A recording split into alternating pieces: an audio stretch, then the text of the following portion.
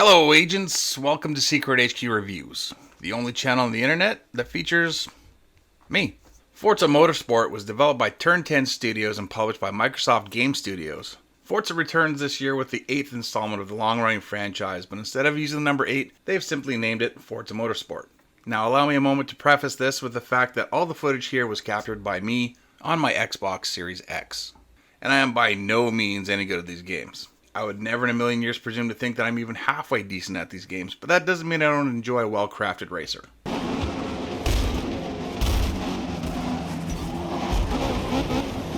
In fact, I actually love these games. I'm just really bad at them. I do tend to, however, lean a little heavier to Horizon, but that's mostly because of the arcadey nature of those titles.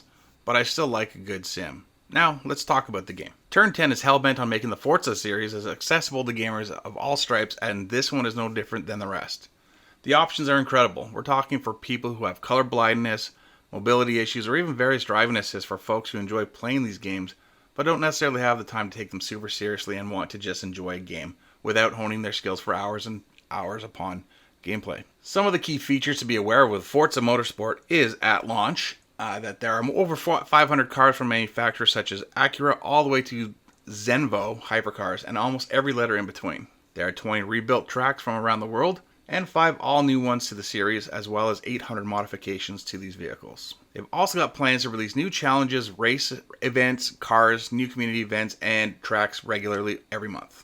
The career mode is called the Builders Cup, which is where I'll spend 99% of my time because I know my role and I just stick to my lane. You know your damn role! In the Builders Cup, racers take on different races using different styles of cars. While driving and performing well, you'll level up your car ability, opening up new modifications which the gearheads can apply as necessary to their cars just to get the edge over the competition. Speaking of gearheads, don't worry, you can still fine-tune your vehicle to match your style of racing, and there are plenty of options that don't make a ton of sense to me, but they probably will to you. And if you're not one of those people, also don't fear. You can have the game apply the best options to your cars with just a click of the X button. You're not going to be left behind, but your competition will. Multiplayer is where I suspect most gamers, especially the hardcore racing fans, will be spending the majority of their time. I missed my MP scheduled time, so I never had the chance to test it out properly, but I do know that the events are scheduled at regular intervals, and you will need to qualify prior to participating in the other events. You can also create custom MP sessions to play with your friends for a night of laughs and competition.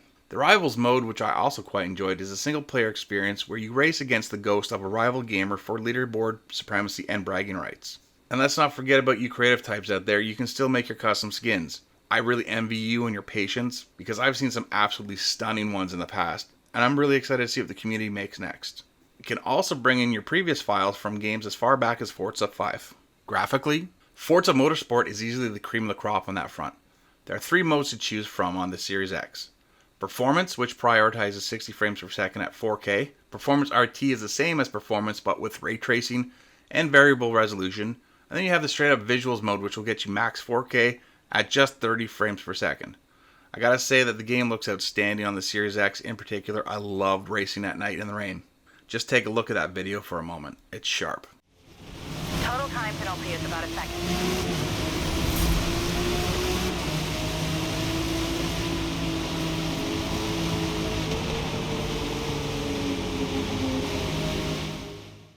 Now, I didn't experience the game on the Series S, but here's a deck that showcases what you can expect to see there. Now, without further ado, let's talk about playing this game on the PC for all you PC players. I did play this on my PC with a much older CPU and just an RTX 3060.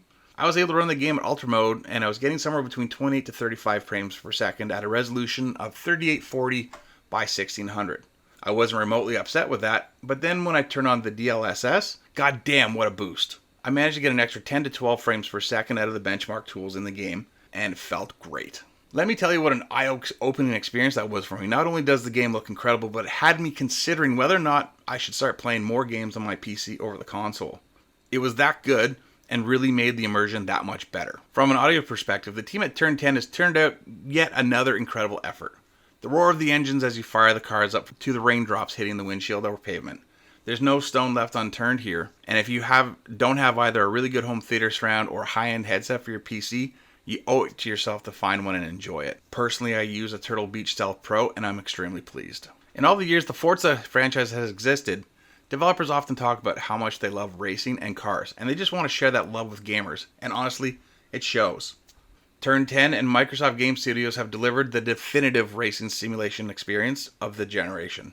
Even if these games are typically not in your wheelhouse, you owe it to yourself to give it a try, even if it's just for a couple of races. I think you'll come away impressed. Forza Motorsport releases on Xbox Series X, S, and PC on October 10th. If you opt to buy the premium edition, you can play it 5 days early, and it's also on Game Pass day 1.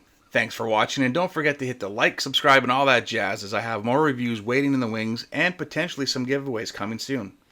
Keep the slippery side down and the shiny side up. I'll see you at the next one, folks.